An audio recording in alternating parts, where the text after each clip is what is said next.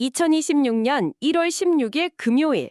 오늘 저희가 함께 깊이 파고 들어볼 주제는 바로 나스닥백 동적 레버리지 전환 전략입니다. 평소에는 안정적으로 1배수로 투자하다가 시장이 크게 하락했을 때 2배 레버리지로 전환해서 반등의 수익을 극대화한다는, 듣기만 해도 굉장히 솔깃한 아이디어잖아요. 네, 맞아요. 시장의 공포를 탐욕으로 바꾸는 전략이라고 할 수 있죠. 특히 오늘 분석은 단순히 이론에 그치는 게 아니고요. 한국 투자자 환경에 딱 맞춰서 진행될 예정입니다. 한국 투자자 맞춤형으로요? 네, 가령 ISA 계좌를 활용했을 때 세금 측면에서 얼마나 유리한지, 또 위기 시에 달러 환율이 우리 계좌에 어떤 영향을 미치는지 구체적인 데이터를 통해 입체적으로 살펴볼 거예요. 단순히 나스닥 1배수 상품인 QQQ를 계속 보유하는 것이나 아니면 2배수 상품인 QLD를 쭉 들고 가는 것과 비교했을 때 과연 이 치고 빠지는 동적 전략이 더 나은 선택일지 한번 따져보는 거죠. 네, 좋습니다. 본격적인 분석에 앞서 이건 꼭 짚고 넘어가야겠습니다. 오늘 저희가 다루는 내용은 특정 금융상품에 대한 추천이나 투자를 권유하는 것이 절대 아닙니다. 이 전략에는 분명한 위험이 따르고요. 모든 투자의 최종 책임은 투자자 본인에게 있다는 점을 명확히 밝힙니다. 자, 그럼 본격적으로 파헤쳐 보죠. 시장이 고점 대비 마이너스 20% 하락했을 때 2배 레버리지로 갈아탄다. 이 전략의 핵심적인 매력은 결국 싸게 사서 비싸게 판다는 투자의 기본을 극대화하는 거겠죠. 정확합니다. 핵심은 저점 매수, 그러니까 바이 더 딥 효과를 레버리지로 증폭시키면 돼 있어요. 나스닥 100 지수는 지난 20년간 수많은 위기를 겪으면서도 연평균 15% 이상 성장하면서 강력한 우상향 추세를 보여줬거든요. 네, 그렇죠. 이런 역사적 믿음을 바탕으로 하락을 단순한 위기가 아니라 더 싸게 사서 더 크게 벌 수 있는 절호의 기회로 삼겠다는 아주 공격적인 의도가 담겨 있는 겁니다. 하지만 레버리지라는 단어가 들어가는 순간 항상 양날의 검이잖아요. 특히 변동성 끌림, 영어로는 volatility drag라고 하던데 이 구조적인 위험이 레버리지 투자의 발목을 잡는다고 들었는데요. 이게 정확히 어떤 개념인가요? 아주 중요한 지점을 짚어주셨어요. 이 개념을 이해하지 못하면 레버리지 투자는 필패입니다. 간단히 말해서요. 변동성이 심하면 기초지수가 원래 자리로 돌아와도 내 계좌는 손실을 보는 현상을 말해요. 지수는 제자리인데 재계좌는 손실이라고요? 네, 예를 한번 들어보죠. 지수가 100에서 시작해서 첫날 마이너스 20% 폭락하고 다음날 플러스 25% 급등했다고 가정해 볼게요. 그럼 지수는 어떻게 될까요? 100에서 20% 빠지면 80이고 80에서 25% 오르면 다시 100이니까요. 결국 제자리네요. 네, 맞습니다. 만약 1배수 ETF를 가지고 있었다면 내 계좌도 똑같이 100에서 80이 됐다가 다시 100이 돼서 손실이 전혀 없어요.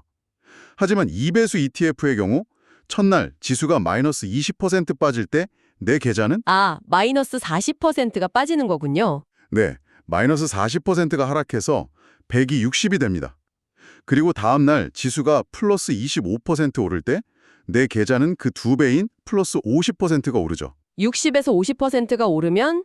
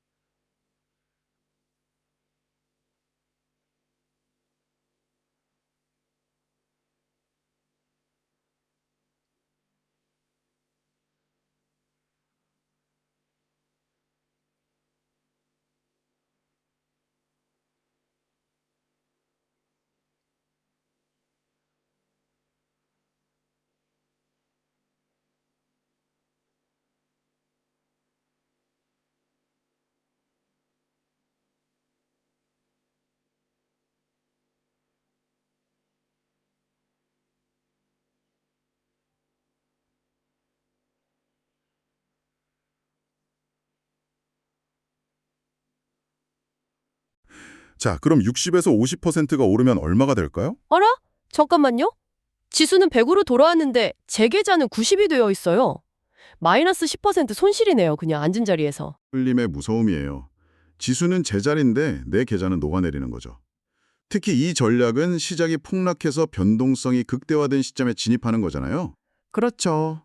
말 그대로 변동성의 소용돌이 속으로 스스로 걸어 들어가는 것일 수 있음을 인지해야 합니다. 와, 게다가 손실이 나기 시작하면 복구하는 게 훨씬 더 어렵다는 그 손실의 비대칭성 문제도 있지 않나요? 맞습니다. 그게 레버리지의 또 다른 함정이죠. 예를 들어 1배수 상품으로 마이너스 50% 손실을 보면 원금 회복에 플러스 100% 수익이 필요합니다. 이것도 물론 어렵죠. 네, 어렵죠. 하지만 만약 2배수 상품으로 투자했다가 마이너스 80%라는 끔찍한 손실을 봤다고 가정해보죠. 그럼 원금 회복을 위해서는 얼마의 수익이 필요할까요? 2배니까 200%?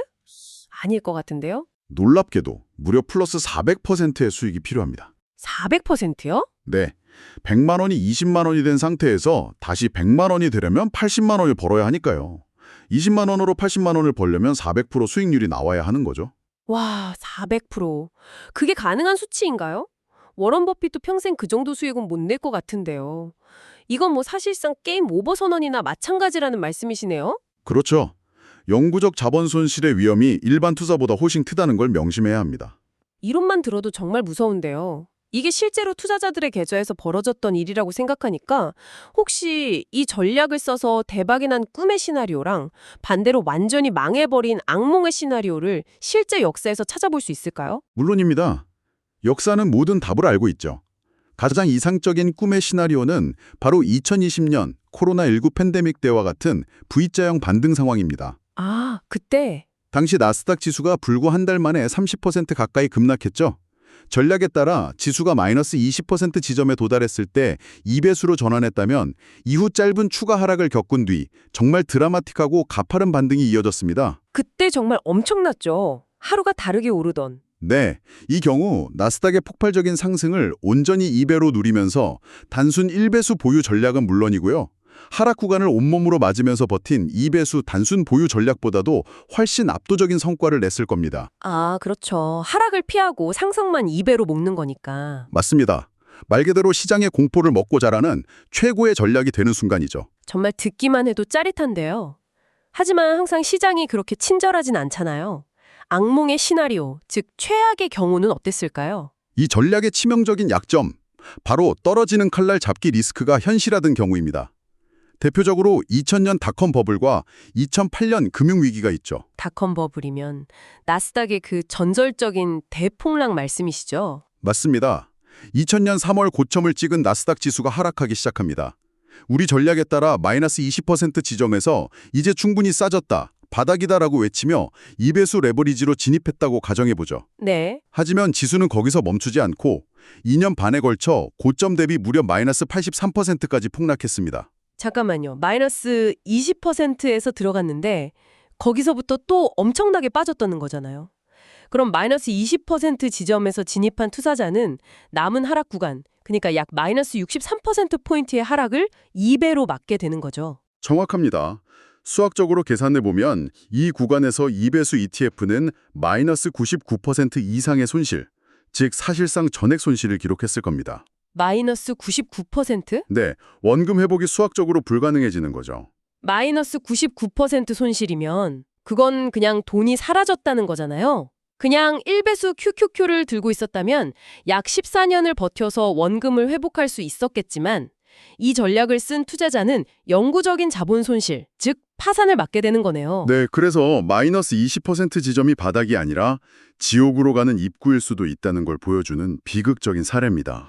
와, 2008년 금융위기 때도 비슷했겠네요. 네, 2008년 초반에 마이너스 20%에서 진입했더라도 이후에 리먼 브라더스 사태가 터지면서 지수가 고점 대비 마이너스 53%까지 추가 폭락했습니다. 이 과정에서 2배수 상품은 약 마이너스 70% 수준의 MDD, 즉 최대 낙폭을 기록하면서 심리적으로나 물리적으로 버티기 힘든 손실을 입게 됩니다. V자 반등이 아니라 길고 지루하게 계속 빠지는 장도 힘들 것 같은데요. 2022년 같은 경우 말이죠. 그것 역시 레버리지 투자자에게는 고통스러운 시나리오입니다. 2022년은 1년에 걸쳐 급락과 반등을 반복하며 계단식으로 하락했죠. 마이너스 20%에서 진입한 후 지수는 최종적으로 마이너스 33%까지 하락했습니다. 이 과정에서 앞서 설명드린 변동성 끌림 현상 때문에 자산이 계속 갉아먹혔을 겁니다. 아, 오르락 내리락 하면서 계속 까지는 거군요. 맞습니다.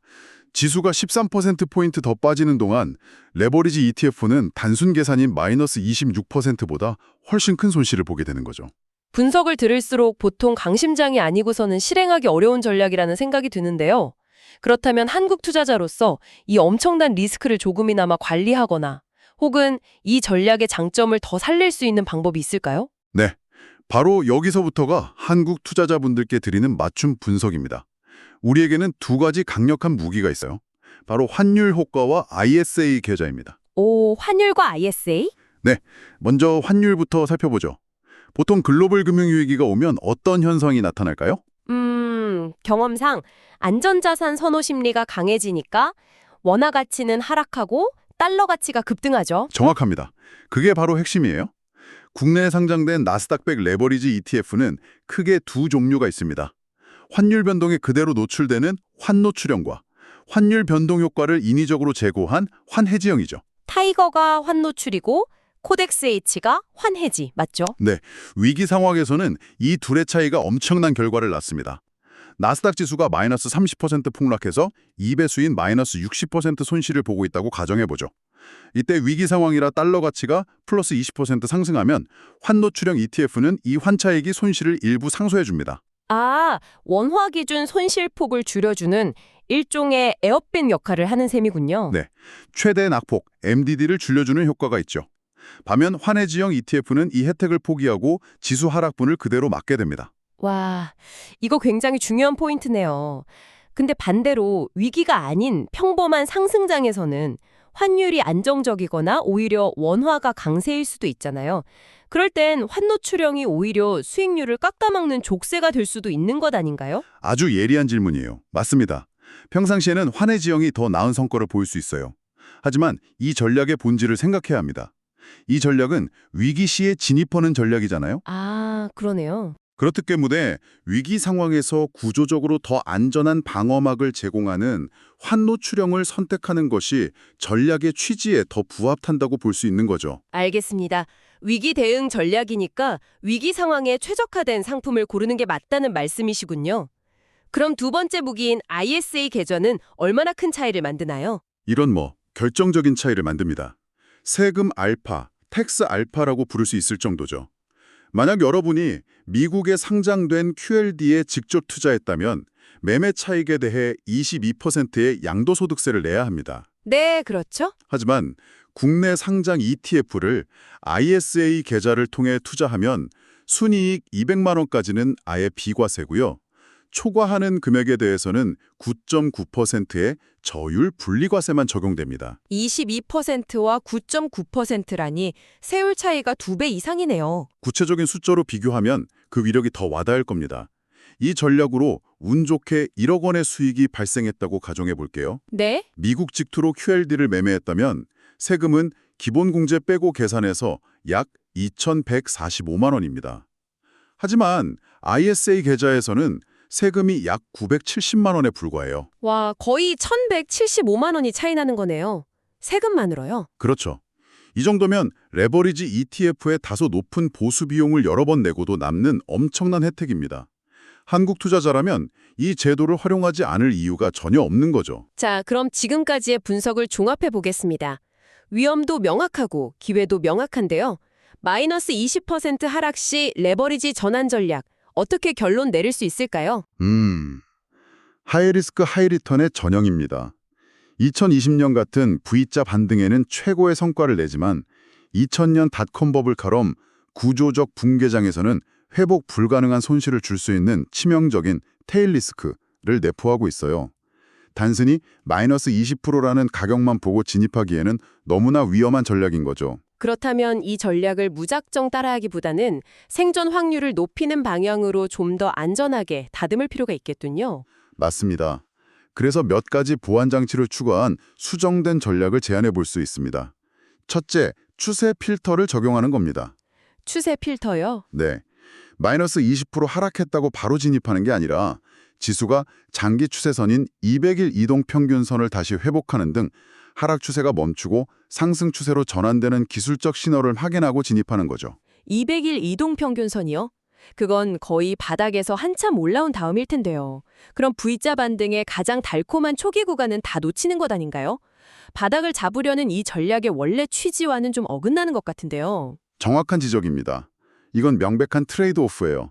바닥을 잡으려는 욕심을 버리는 대신 떨어지는 칼날을 피하고 추세 전환을 확인하고 들어가서 생존 확률을 극적으로 높이는 선택입니다. 아, 수익률을 조금 포기하고 파산의 위험을 피하는 거군요. 네, 생존이 우선이니까요. 둘째는 너무나도 당연하지만 분할 매수입니다. 마이너스 20%에서 전 재산을 투입하는 게 아니라 마이너스 20%에서 30%, 마이너스 30%에서 30%처럼 구간을 나눠 진입하는 거죠. 그리고 마지막으로 가장 중요한 것은 손절 라인 설정입니다. 들어가기도 어려운데 손실을 보고 다시 빠져나온다는 건 정말 보통 멘탈로는 안 되겠는데요. 하지만 이게 없으면 2000년의 비극을 맞을 수 있어요. 예를 들어 2배수로 진입한 후에 내 예상과 달리 시장이 추가로 마이너스 15% 이상 하락하면 미련 없이 다시 1배수로 복귀해서 파산을 막는 최후의 안전장치가 필수적입니다. 알겠습니다. 정말 여러 겹의 안전장치가 필요하군요. 마지막으로 이 수정된 전략을 ISA 계좌에서 실행하려는 분들을 위한 구체적인 액션 플랜을 한번 정리해 주실 수 있을까요? 네, 한국 투자자라면 이렇게 정리할 수 있겠습니다. 첫째, 계좌는 반드시 중개형 ISA 계좌를 활용하세요. 3년 이상 유지해야 합니다. 둘째, 평상시에는 ACE 미국 나스닥 100처럼 보수가 저렴한 1배수 실물 ETF로 운영하면서 시장의 성정을 따라갑니다. 셋째, 위기가 발생해 지수가 마이너스 20% 하락하고 앞서 말한 추세 전환 신호가 나타나면 타이거 미국 나스닥 100 레버리지 합성을 매수합니다. 환노 출형 상품이죠. 아, 물론 사전에 레버리지 ETF 투자 교육도 이수해야 하고요. 네, 맞습니다. 그건 필수고요. 출구 전략도 중요할 것 같은데요. 성공적으로 반등을 탔다면 언제 다시 1배수로 돌아와야 할까요? 좋은 질문입니다. 출구 전략이 없으면 미완의 전략이죠.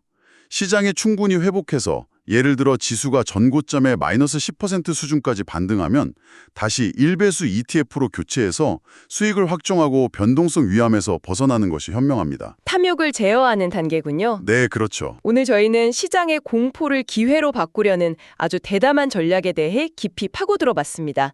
성공했을 때의 짜릿함도 크지만 그 이면에 숨겨진 위험과 구조적 함정도 명확히 볼 수 있었네요. 네, 특히 ISA 계좌와 환율이라는 한국 투자자만의 유리한 도구를 어떻게 활용해서 생존 확률을 높일 수 있는지 구체적으로 짚어봤습니다. 이 전략은 결국 시장 예측 능력보다는 내가 정한 원칙을 지킬 수 있는 리스크 관리 시스템이 훨씬 더 중요하다는 교훈을 줍니다. 떨어졌으니 산다가 아니라 어떻게 살아남을 것인가에 대한 계획이 먼저 있어야 한다는 말씀이시군요. 바로 그겁니다. 오늘 분석을 들으신 여러분께 마지막으로 이런 질문을 던져보고 싶습니다. 당신이 정말 감당할 수 있는 것은 단순히 계좌에 찍히는 마이너스 50%라는 손실률일까요? 아니면 그 돈이 영원히 회복되지 않을 수도 있다는 영구적 자본 손실의 가능성 그 자체일까요? 자신의 투자 철학과 위험 감수 능력을 다시 한번 점검해 볼 기회가 되셨기를 바랍니다.